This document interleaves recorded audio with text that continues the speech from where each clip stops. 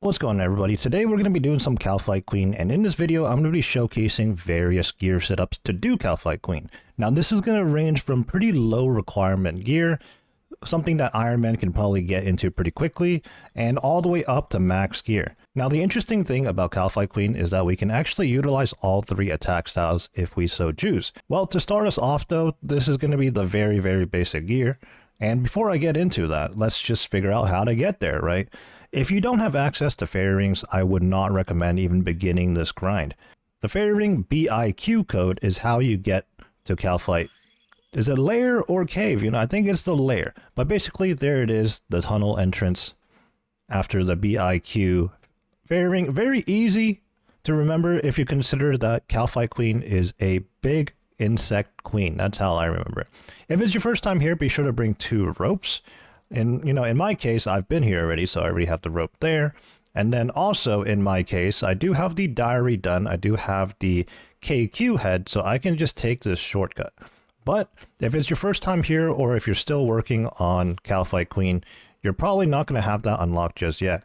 And as such, you're going to have to walk all the way around, unfortunately. It's pretty brutal. Consider maybe using a stamina pot as well, or just being patient with your run energy.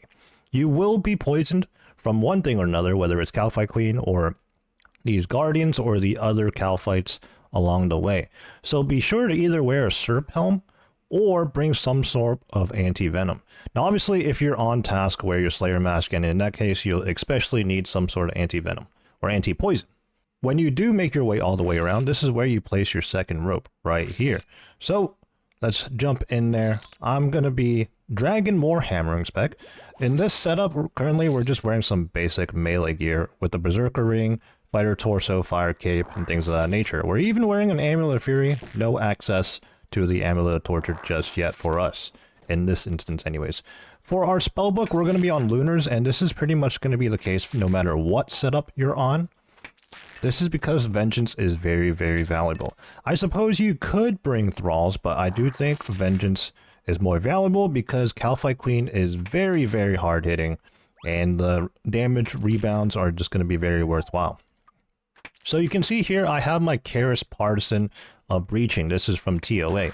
If you don't have this, even the regular Karis is pretty viable. Alternatively, use something like a Zombie Axe, a crush weapon. And what you want to do here to mitigate the damage that you do take is attack the boss and then step under, just to stall the attack a little bit as much as you can. After the first phase, it'll do this animation here. You want to step under the boss until it's ready to be attacked again. This is so you take less damage. Again, these are just steps you want to take to avoid as much damage. Obviously, we are super combat potted. Use a Divine if you have access to that. And before anybody questions it, I understand that Kalphite Queen currently has Protect Melee on, but that is merely a suggestion and not a fact like most other places. It is actually not a complete Protect Melee. It's just a suggestion. Kalphite Queen is very old content, one of the first few bosses in the game, and I don't know, I guess they just didn't figure out what, protection prayers did back then or something, I don't know. But yeah, in this instance, we're purely meleeing the entire time, and we're putting our weapon on Crush, utilizing Vengeance over and over again, and the max hit from Kalphite Queen is 31, so be mindful of that. But down goes Kalphite Queen, gets Saradomin Bruise, and winds the Zamrock. So let me TP out of here because unfortunately with that setup, we took a lot of damage, and we're not going to have enough resources to survive another fight. Eventually, you'll just get better at this, or also get lucky. That is a huge factor because, again, no matter what gear setup you use, you're going to take massive amount of damage from Kalphite Queen. The best defense in this case is just better offense. The better offensive power you have, the quicker the boss goes down, the less damage you take. So, we do have things like the Berserker ring, and you might be thinking, oh, maybe wear the Ring of Suffering. Now, I would not recommend the Ring of Suffering unless you plan on utilizing the recoil mechanic. But the defensive principles of the Ring of Suffering is probably not going to be worth it over something like a Berserker ring. So there we have it. We just showcased probably the most basic gear setup that you could use. and that's with the Karis Parson or a Zombie Axe if you don't have this yet. And just your best available melee gear. I do have the Avernic here. That is kind of an exception. I just don't have a Dragon Defender.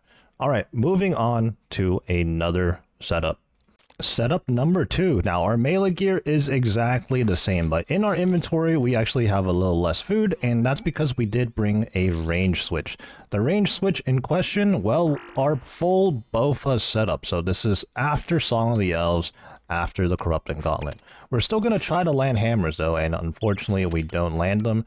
But the difference here is that on P1 here, with the range and mage overheads, again, that is merely a suggestion. Right now, if I really wanted to, I could still range it. But it's merely a suggestion, and melee is generally the better option here on P1. And you do actually want to pray range first. I was doing that incorrectly. You're going to take a ton of damage no matter what, cannot stress that enough, but Pray Range is more likely to help you in P1, and Pray Mage is going to more likely help you in P2. So a couple more hits here with the Karis, and down goes P1. We're going to swap into our range gear now and make sure we are range potted. That's why I had that earlier. And this is going to be a little better. Obviously, this is going to vary with your setup. If you don't have a Bofa and you only have like a rune crossbow or something, I can't imagine that actually being beneficial to you. In that case, you probably just want to stick with a melee only setup here. So just finished up the KC there. Again, if you have anything less than a Bofa setup, I probably wouldn't recommend bringing range at all. Something like the rune crossbow isn't going to get the job done. Neither is a magic shortbow. And there is a pretty significant jump in gear here, as I forgot to actually bring my Dragon Warhammer or an Elder Maw. But yeah, obviously the next step up from a Dragon Warhammer would be the Elder Maw, and then a couple of steps up from a Fighter Torso would be Torva. Now in between, you can wear Blood Moon, you can wear Bandos, Oath Plate, things of that nature, but the concept remains the same. You want to be wearing your best available melee gear and smashing P1. Now, if you don't have the Bofa, you can bring a blowpipe, but I don't think it would be worth it unless you also have the max range setup here with at least Missouri and the Anguish, things of that nature. So you can see here, the blowpipe is pretty viable, and I guess if you didn't Dragon Warhammer spec or Elder Maw spec, although I do very much recommend that, you can utilize your blowpipe specs to give you a little bit of health back. Also, you know, upgrade where you can. Bring the best available healing food that you have. So right now we're using bluefins and halibuts, which the bluefins give me 22 health and 5 prayer back, which is actually very useful for a place like this. And the halibuts are essentially better Karambwans. They heal for 20 and they're combo food. So with 1 KC down, you can notice with better gear, I have way more food available. The only issue is I didn't bring any prayer, but you know what? The bluefins give me a little bit of prayer back. So if I did bring some prayer potions, a second KC would definitely be in the cards. We're going to go for it here, but the prayer situation could be rough. So this is another thing too. When you don't have the diary and you don't have the shortcut, you probably want to maximize your kills per trip. So ideally getting 2 would be great. And as you get more familiar with this, you might even be able to get the occasional 3 KC trip.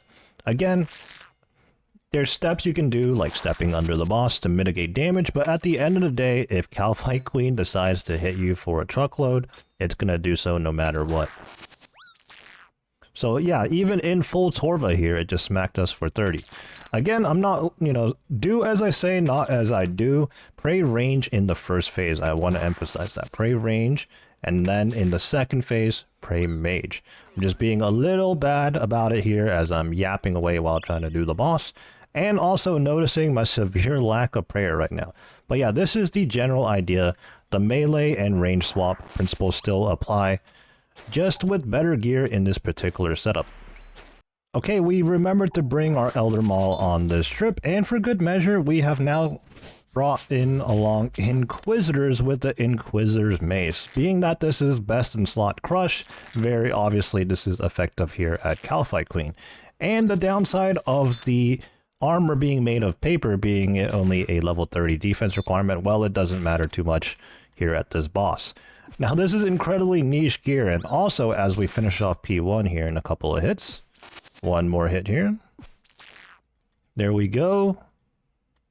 As we transition into phase 2, again with the range, we showcased a blowpipe, but a twisted bow is also viable here as well.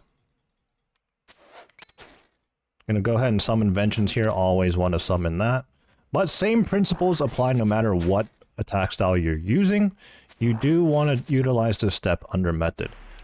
Now, if for some reason you're doing Kalphite Queen on a very, very low defense level, you do have to take into account that Kalphite Queen's melee damage can hit you pretty hard. For most regular accounts though, most regular account builds, the melee damage is probably the best case scenario. As you can see right there, Kalphite Queen actually meleeed me for 0.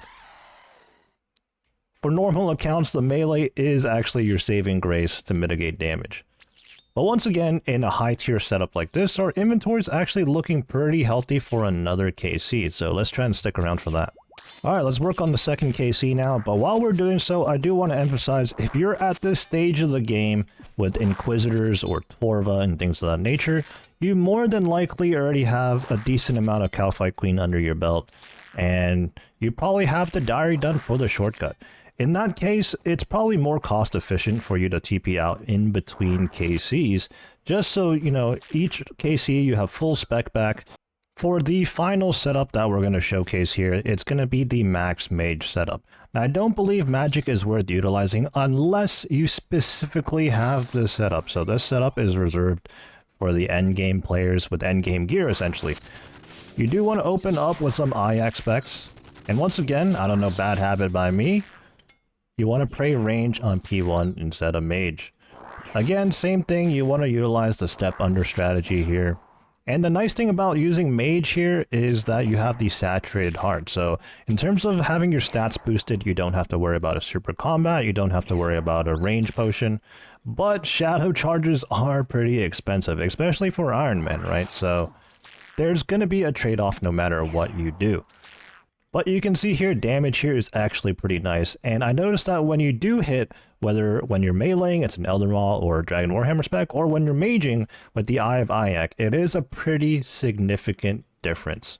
But as you've seen throughout all these different KCs, no matter what setup you're in, you're going to take a whole ton of damage. So just be very mindful of that and bring your best food. And combo food is highly recommended, you know, because sometimes Kalphite Queen will attack with high 20s, high 30s in quick succession, and you don't want that to happen, especially as a hardcore. Honestly, if you're on hardcore, I would even recommend sitting at a higher health, but for the average player, just keeping in mind that the max hit is a 31 is all you need to know. On top of the fact that sometimes maybe you're next to the boss, and next to these Kalphite Guardians, they can melee you for a good bit of damage. They're very inaccurate, but they can do damage. But yeah, there you have it. That is Kalphite Queen. And unfortunately, this is just one of those bosses where there's not too much strategy that you can do to make the grind easier. It all comes down to gear just due to how the boss works. No matter what gear you're in, you're going to take a lot of damage. The only thing that can help you is stepping under, and that's about it.